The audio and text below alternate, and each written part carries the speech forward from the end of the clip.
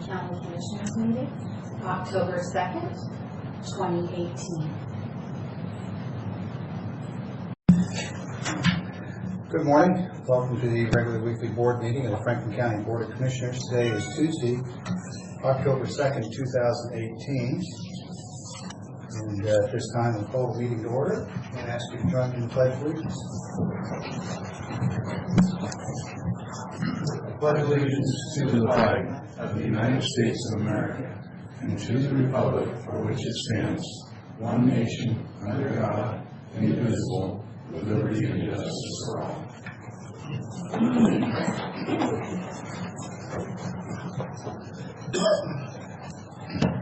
Okay, first regular item on the agenda this morning is the approval of minutes from September 18, 2018. They can stand approved if there are no objections, deletions, or corrections from the board. Are there any? Approved for Commissioner's chair signature. Okay.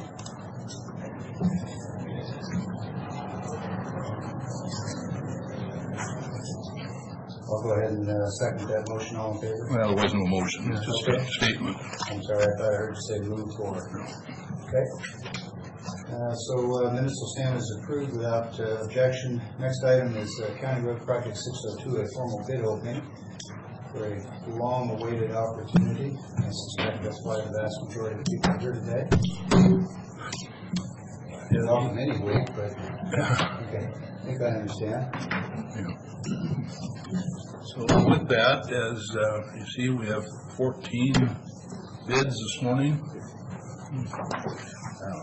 First coming from Columbia Pacific Construction from Woodland. Commissioner, what you're doing now, I'll go ahead and explain to the audience in case there's anyone who hasn't observed this little drill before. Really, we could just hand them the stack and have them open them and read them, but we like to see them and touch them and it's really here finally. So Keith, if you would pass that on over.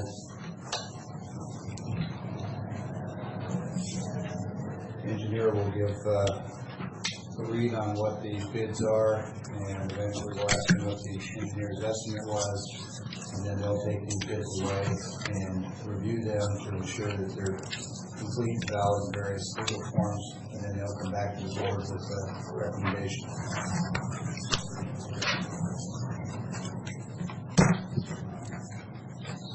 Columbia Pacific. Okay, and because we've got a pretty large group and it's going to absorb a lot of sound, if you pull that mic down and speak nice and loud so we can hear the numbers. This is from Columbia Pacific. The bid is $2,756,003.47. Anybody who can't hear that well in the room? Okay, that's what I suspect. You have to pull that thing right up and Tap it. yeah, that helps to turn it on. Oh, there we go. Okay. Read it for them? Yeah, I will. It's How's that? Is that better? okay. If anytime you can't hear, just throw your hand up and we'll stop. Thank you. And again, from Columbia Pacific, the bid was $2,756,003.47.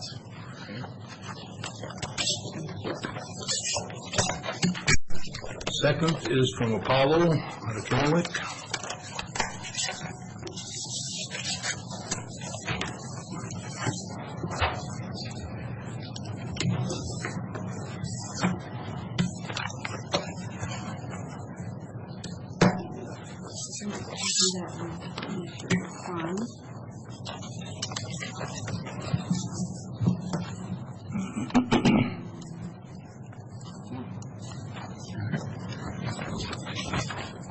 All right, the bid from Apollo is $2,243,417.19.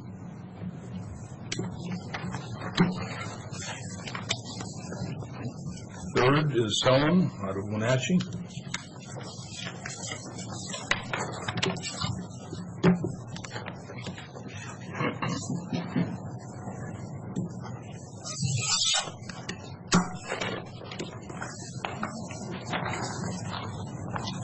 Signature sheet.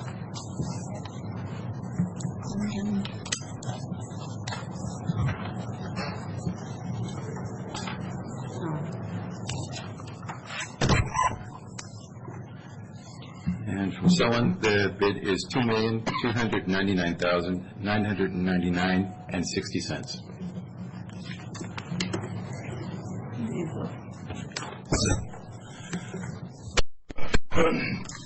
Fourth is Total Site Services out of Richland.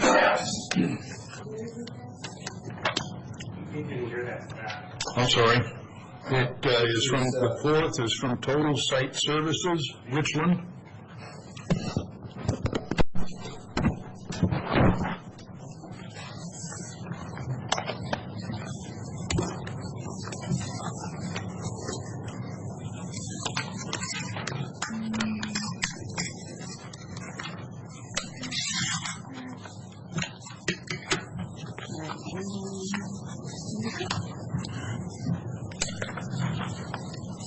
And bid from Total Site, was that, Total Site Services is $2,323,378 and no cents.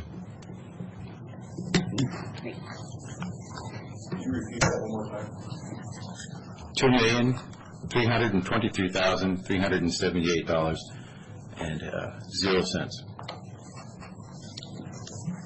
Fifth is DGR Grant Construction, Pasco.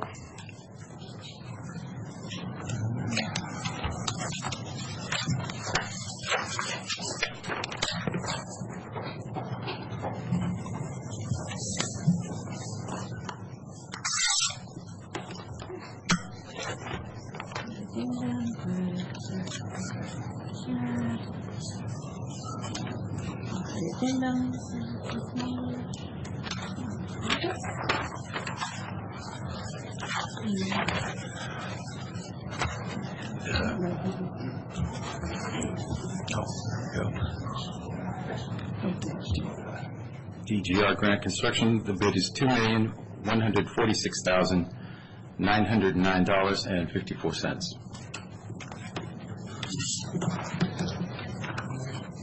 Number 6 is Game Inc. from Kennewick. Sorry, could you repeat that? Game Inc. out of Kennewick.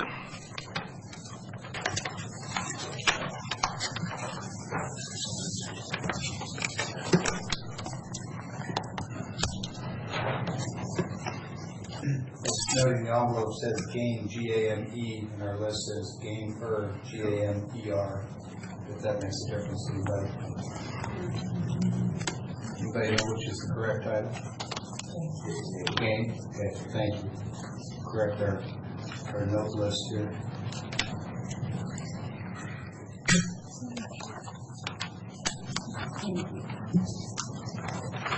Good? Yep.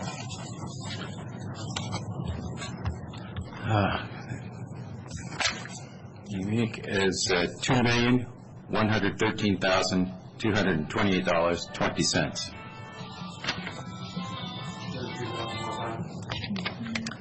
$2,113,228.20.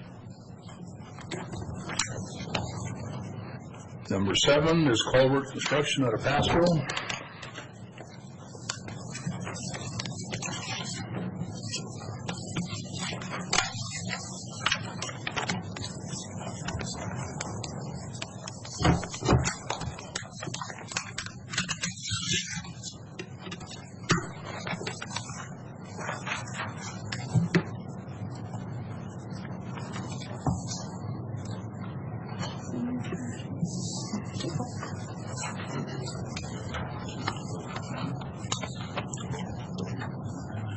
Colbert Construction's bid, $2,155,691.52.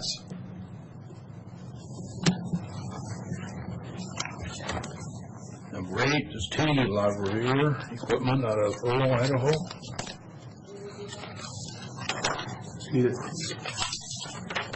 T. LaRevere Equipment, if I'm saying it right. From Apple, Idaho is where it's from. Yeah. Still didn't get the name. It's T period, capital L, small a, capital R, I-V-I-E-R-E, equipment. Did you get it?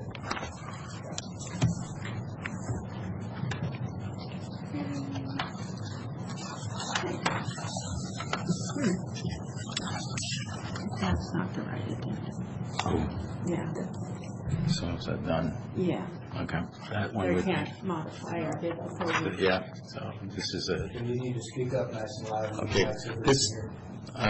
this one, The bid proposal. bid proposal is not the, from the addendum, so it is a, They modified it to match the addendum one, but it can't be modified, it has to be. Let me tell you what I think I'm hearing, and then correct me if I'm wrong. Okay. It's not permissible to modify the proposal document that we provide, and once they do that, it invalidates their bid. Is that correct? that's correct, So you're determining that one's invalid? correct. Okay.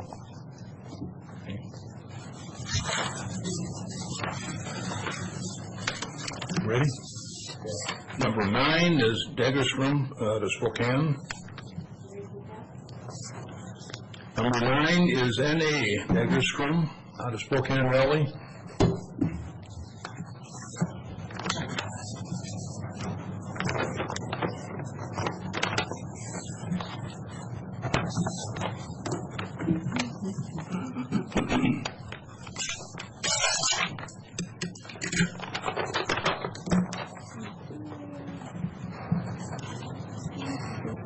Let's just. Signature sheet.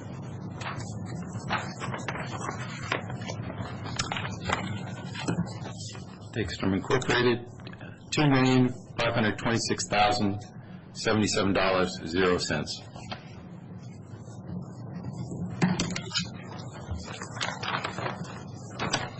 Number 10 is Tapini Inc. out of Battleground.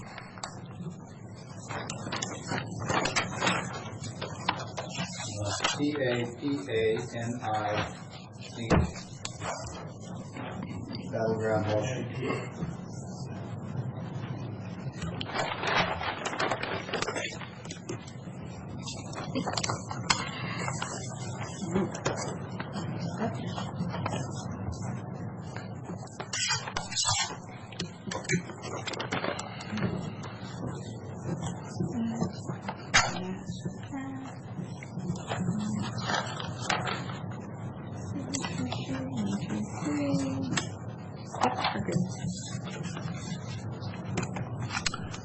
And Inc., bid is $2,265,539.00.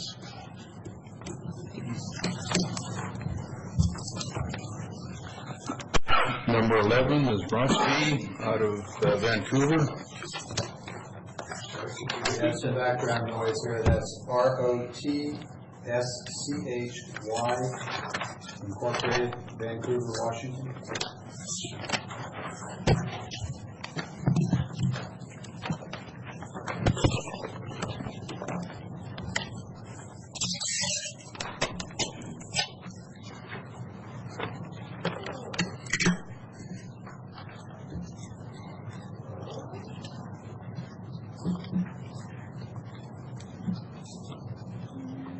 Where are you hiding? Nope. Rochke, and the bid from Rochke is $2,633,086.50.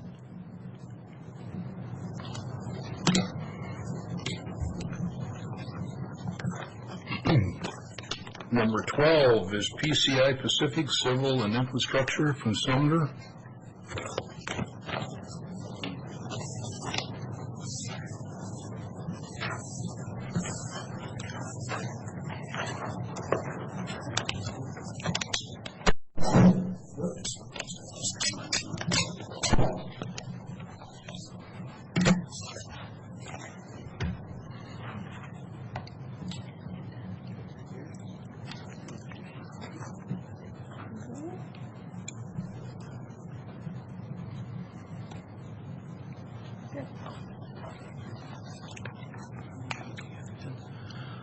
PCI's bid is $3,408,991.05.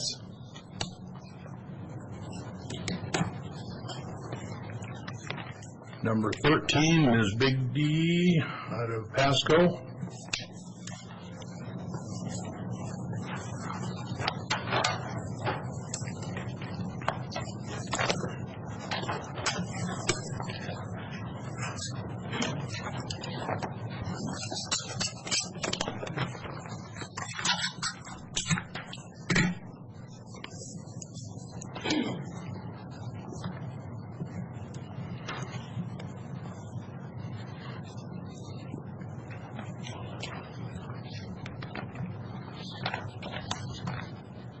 Big D's bid is $2,310,505.20.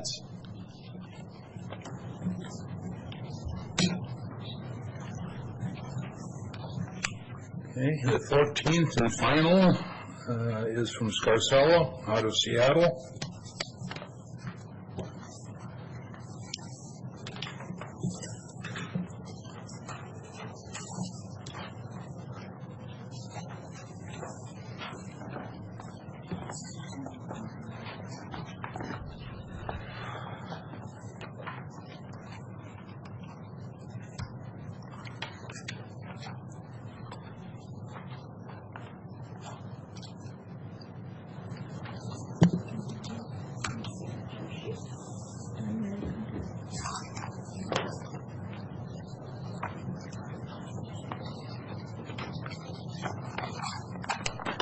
Scarcella's bid is $2,293,863.64. Commissioner Cook said all the bids that we have to open. That's the last of them, yes. So we have 14 total. Yes. One was termed at least to the point to be invalid, what we can see in the documents. Correct. So first off, County Engineer Bergman, the gentleman here, has been reading the bids, and his assistant and the associate engineers in our Public Works Department, Kathleen Newman, want to thank you for all your work on this. This is a day that we could easily get into a lot of speeches about how many years it's taken to get to this point. I'll just say this all the time in trouble and say I'm sure we're all grateful that everybody's had a hand in this. It's something we wanted to do for a long time. And we'll wait till we get to bid awards for anything more detailed. Would you, for the benefit of the audience, give us a summary of the next steps going forward, what you're going to do with the stack of bids, and an approximate timeline for you? Well, we'll take them back. We'll double-check all the figures on the bids, make sure that all the documentation is correct, run the contractors for license and debarment, and then we will come back with a award for the recommendation of reward for the award for the project. Okay, so essentially you're going to go through the bids, check the math, make sure everything is in there, it needs to be in there, ensure that the bidders are eligible, and haven't been barred or anything else. Historically, have we ever had issues with bids that were invalidated for one reason or another after you went back to your office? I don't, in my recent memory, remember any. It happens, but it's uncommon. But it is very, it is very, it does happen. Math error. And I'm not trying to make most any likely. messages about today's bids, I'm just trying to give people some insight into the process. Okay. Right. Matt, did you have something you want to add? This is Matt Mahoney, he's our Director of Public Works. I would just say for the record that the county engineer, Mr. Urban, can read the engineer's estimate. Oh, yes. Is that on the record? Yes. We were going to get there, but thank you. That's okay. Right. I should have known better than you. No, it's okay. Engineer's estimate was $2,706,492. Okay. $2,706,492. Okay, so you'll go back, you'll review the bids, you'll ensure that they're eligible. And what's the timeline you think before we see you back here? Tuesday, hopefully, if everything goes well, you'll have the award letter on the consent agenda. Is that okay? I think I prefer to have it as a separate agenda item. Okay. This is a big enough hurdle that we've finally gotten over with the help of a lot of people, and it warrants some discussion before we just award the bid. And so that's next Tuesday. Same place, same time, 9 a.m. Okay. Great. And because a lot of people, maybe not the folks in this room, are going to ask me as soon as we leave, when are you going to have the road finished? Hopefully by, Spring. What's a reasonable time? I would say Late spring? late spring, early summer of 2019, next year. Okay. All right, great. And what would be holding that up is the VSD has to meet us. There has to be a higher temperature in the weather to put it down than asphalt. Right. 60 and rising. In case folks listening haven't heard, we are going to go with a hard surface instead of gravel, given the soil conditions. It'll depend on weather. Yes, so there are some other issues, there are some environmental windows too that could Yeah. play a factor into it. We hope to avoid that. Any questions from the board? No, thank you for all your work. Did you All of care you. for the apparent low? That would be great. Look at my chicken scratch. So, Be the arrow. yeah, no, I was taking notes myself here. It's just interesting. Well, I see what you've done. No, you don't have game on your printed list, do you? So anybody at my handwriting, they weren't on the plan holders list. No, what I'm finding is interesting is that the one that you happen to write in the very bottom line is also the low bid, and I'm thinking, how did you predict that? So, anyway, yeah, the apparent low bid, emphasis on apparent, is Game Incorporated out of Kennewick at $2,113,228.20. Correct. Yeah.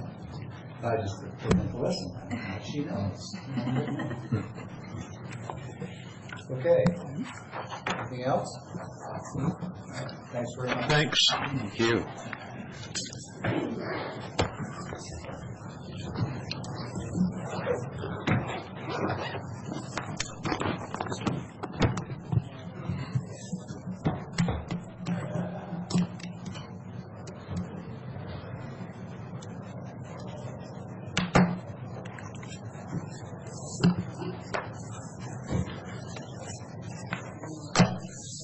Okay, next item on the agenda this morning is public comment. This is one of two opportunities on the agenda where members of the public are invited to meet with the board, share concerns of a county, Franklin County nature. Is there anyone that wishes to chat with us at this time, come on up, and you're not required, despite popular misperception, you're not required to give us your address and all that information, but we do like to know your name and whether or not you're a Franklin County resident.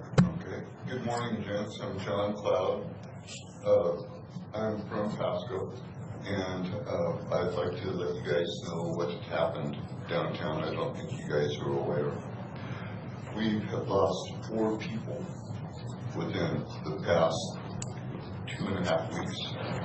We lost an 18-year-old boy to a drug overdose. We lost a lady, she was a homeless lady. Her name is Nancy. She was released from the penitentiary with a pacemaker. Her body rejected the pacemaker. Her colon blew out. We lost George Zimmerly. And we lost another man out in the alley behind Finished Craft with a dart in his arm, dead. Last night, I had to call a police department or a car down to 702 West Lewis that we had a guy going through the DTs. Unfortunately, he was homeless. And Lourdes sure has detox open. But you know what? They're limiting their coverage. How many more deaths are we going to have to go through before we're able to get something done with the CCRC? You know, now it's a bi-county insertion, guys. It really is. And the time for us to enact it isn't just Tri-Cities. It's everywhere. But we need to be able to step up and be able to make an example of what we can do to knock these problems out and be able to get the proper mental care that we need in this area. I would like to be able to see if we can bring up on the agenda the CCRC. And as I told you, Mr. Peck, and Keith, that I would be willing to step forward if it's easier to deal with me than my partner. And we would be able to come to something. We'd like to be able to set up something partner with that you me. referred to? Claude. Mr. Oliver? Yeah. Okay. We'd like to be able to get something set up. I spoke with City Council last night, where since it is a bi-county assertion now, where we could have City Council from Kennewick, City Council from Pasco, Commissioners from Pasco, and Commissioners from Kennewick to come headstrong into one meeting so we can go ahead and be able to get all the indifferences on the table. We hopefully, by the grace of God, Sean Small will really listen and want to partake in this. Because, you know, one drop of a gavel and it can be mandated. And I just wondered, fellas, how many more people are going to have to die before we can get this problem rectified? It saddens my heart. I'm downtown there, you know, right next to Vieira's, that 18-year-old boy died in the outhouse, right there at the outhouse. And that's a baby. I told you guys before, it takes a village to raise a child. And, you know, it's sad. It's just like losing one of your own kids. It's sad when we have to go through this type of an encumbrance. And you know, the community to stay strong. In Spanish, they say comunidad, unidad. That means the unity of the community. It's where it isn't just us fellas making a difference. It needs to be the whole community. It takes a village to raise a child, and some it takes a little bit more than others. But as a direct result, as I told you guys before, I'm legally disabled. I'm not on no medicine. You know, miracles can happen. It just takes, what effort are we going to be able to make?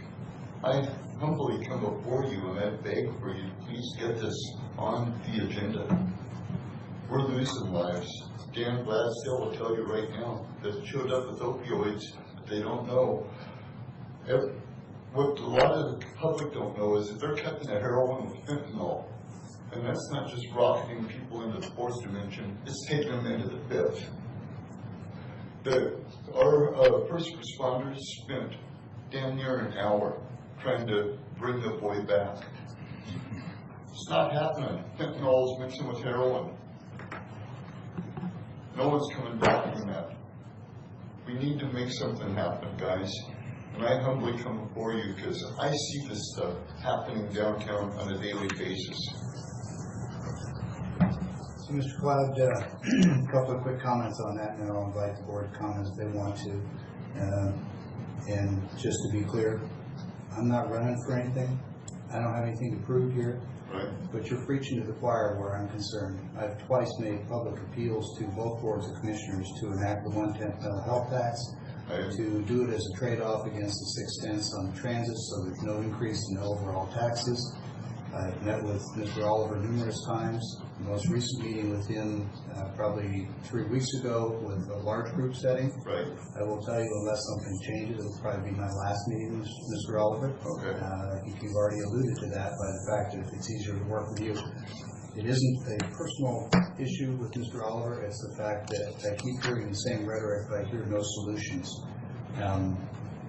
If we're going to attack a problem like this, it can't be outside of the state mandated structure. Amen. That's already been mandated to us. That we don't have that option. Right. And unless and until the boards of commissioners determine collectively that they want to enact a mental health tax, Right. I'm unaware of where we would find the funding, or even a small fraction of the funding that would be necessary for a CCRC. And then the last observation I would make is, I used to believe that building and staffing a CCRC was the answer with the new state structure. I'm not as convinced of that. Right. But if we did have the revenue from the mental health tax, Right. my current belief is that it probably would be better directed specifically to services provided in the private sector, so we're spending every dollar on services and not on brick and mortar buildings. So that's, I agree with you. So that's my sort of summary of the situation. If any other commissioners want to speak to it, they're certainly not obligated, but that's my take. You got anything? Well, just listening to your dissertation here about the 4 deaths, what I picked up from that, I don't think any of the 4 crisis response would have helped. Am I wrong? Well, I think the thing that was really sickening, that really hurt, is that downtown there, when these people died, we had to bring Wendy from the Tri-City Herald. The media wasn't doing no coverage because they were directed that it was going to hurt the economic development of downtown Pasco. They were afraid of how it was going to impact the merchants level. And you know, at some point, people got to quit worrying about the business and start worrying about the people. I'm sorry, I lost your train there. You said they were concerned about perception economic. Who's they? They meaning the media. The media would not, Kona would not even do any coverage on it. Keeper would not do any coverage. King would not do any coverage. I'm personally acquainted with all those media outlets. I've worked with them. I've never known them to be reluctant to cover news, but I'll stay out of that debate. That's my view. We had to have Wendy from the Tri-City Herald come to be, and she had to get in touch with Dan to be able to get the reports. Sure. Okay. Well, we do need to move. Is there other information that you want to share with us other than what you've already shared? Other than I do have the intent on running for a commissioner position or else city council, and just thank you guys for what you are doing, and just hope maybe somehow you can talk with Benton County and the city council from both cities, bring together the government and let them all battle this out, see which one is better, and see if there's any way we can step, if there is any funding, if there's any way that we can get some temporary funding to be able to assist with the detox over here. That, as I said last night, we had a guy with DTs, and they wouldn't take him because he was transient. He didn't have no insurance. Well, I certainly share your concern. I think I've made my position pretty clear. Okay. Anybody else? Thank you. Thank you.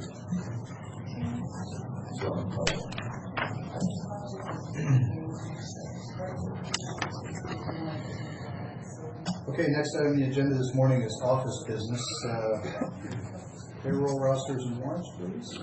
Yes, Mr. Chairman, we have two in front of us this morning. The first being fund expenditures, 10 miscellaneous items, current expense, jail commissary, solid waste, etc.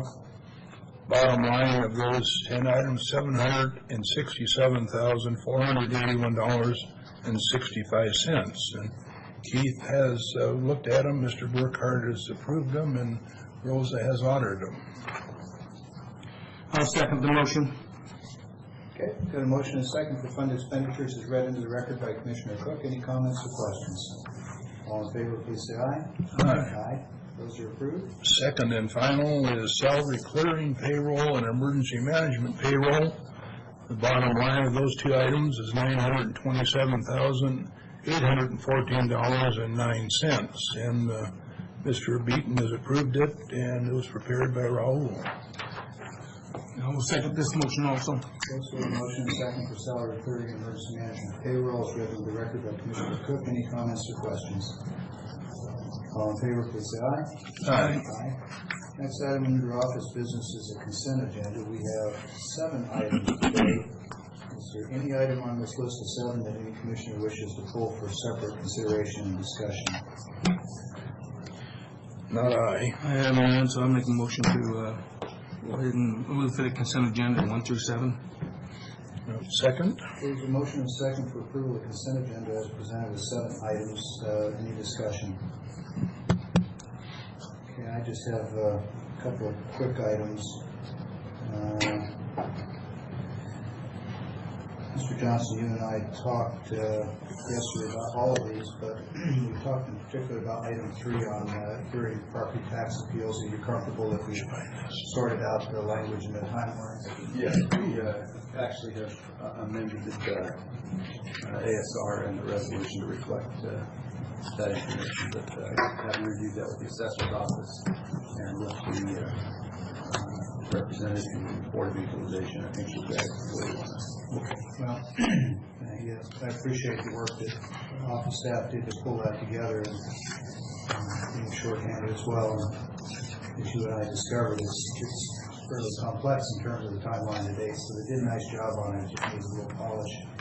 Let's see, the other item I wanted to ask about, not ask about, I wanted to comment on the employment agreement for a new planning director. I see Carly Naves here, and I just wanted to thank Carly again for what has become a consistent pattern of high-quality ASRs. I go through these things and I look for the questions that aren't addressed. So far, I'm having trouble finding unanswered questions in your product, so thank you. The quality of the input we get directly reflects, I think, in the quality of the decisions that we can make, and that's a standard that I've been pressing for a long time. When we see it, we should acknowledge it, so thank you. All right, having said all that, all in favor of the consent agenda as presented, please say aye. Aye. Aye. Okay. Welcome aboard, Derek. He says, who, me? Okay. Let's see, next item is administration office business, Mr. Johnson. Yes, just a couple of brief items. Last week we discussed the possibility of sending a letter to the Secretary of Interior at the request of Representative Mary Guy, who's making some presentations in Washington D.C. next week regarding the completion of the Columbia Basin project. I spoke with Michelle, and her last name escapes me at the moment, Kais, I believe it is. She indicated that Lincoln, Grant, and Adams County preferred to send separate letters rather than consolidated letters. So we have drafted a letter from Franklin County that is kind of what they're asking for us to consider doing, and would ask for the board's signature on that letter so I can get that sent to them. Okay. Letter's already been prepared. We had it in the read aheads. I think everybody's had a chance to read it. Anybody object to board signing this? I have no problem with it. Would you prefer to do it by consensus, or does someone care to make a motion? I'm good either way. I'll move that we approve the letter, Columbia Basin Project completion to Brian Zinke, Secretary of Interior, from the Board of Commissioners, Franklin County Board of Commissioners. Second. Okay, motion is second for approval of signing out this letter to Secretary of the Interior. All in favor, please say aye. Aye. Aye. The only other item I have is a certificate of appreciation sent to the Franklin County Board from the then Franklin Fair, recognizing our sponsorship and participation in the fair. Just wanted that for the record. Okay, thanks very much. I'll just add and invite the Commissioner to do so as well. But Franklin County has been a financial sponsor of the Benton Franklin Fair and Rodeo for many years, and I think proud to do so.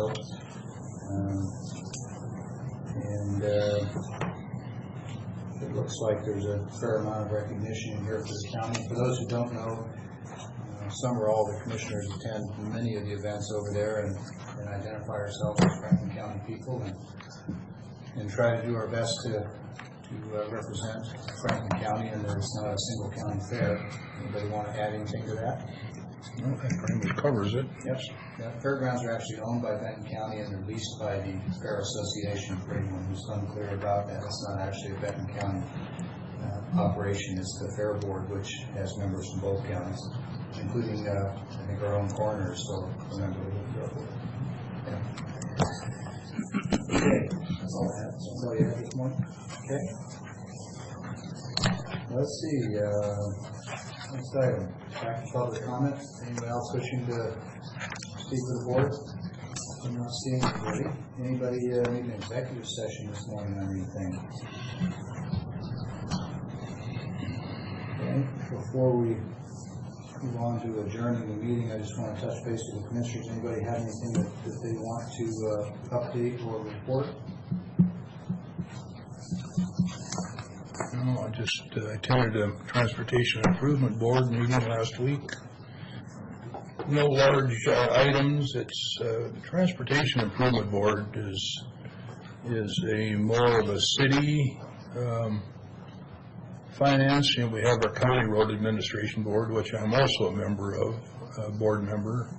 But this is more of the city streets and infrastructure, and they're also supported by the gas tax. So it's some large dollar items as far as street removal and replacement, and they really push for complete streets so that you aren't going in and overlaying the street and then next year go in and dig it up and put a sewer and water in. So they push hard for that. Another part of what the Transportation Improvement Board is doing is these LED lights. They're restructuring, getting together with the different power companies and and putting LEDs in, and it's anywhere 4 to 7 year payback on energy savings, so everybody's been quite pleased with that. So if there's any questions, I can try to answer them. No? Commissioner Miller, anything? No, I have nothing to report. Okay, just a quick update. As you likely recall, the Army Corps of Engineers approached the county late summer, I guess, asking, actually, we reached out to them. A couple of years ago, they talked to us about putting a gate on Columbia River Road because of the increasing problems with people shooting in a hazardous fashion and dumping. I just want to give a quick update on that effort. I've received inputs from staff departments here in the county, most notably out of planning, having to do with permits required because the gate would be in our shoreline management area. So I've assembled that information, provided it to our civil attorneys, as well as updated the Army Corps of Engineers point person, which is Mr. Kai Carpenter. He's the park ranger for this area. So that project is moving along, and I anticipate that gate project done by the Corps will probably happen here in the next 90 days or so, give or take, depends on how quickly we get the agreement together. We just want to give you an update, let you know if that was still moving forward, and the other items can wait for a future meeting. Last call for anything else? Okay, we're adjourned.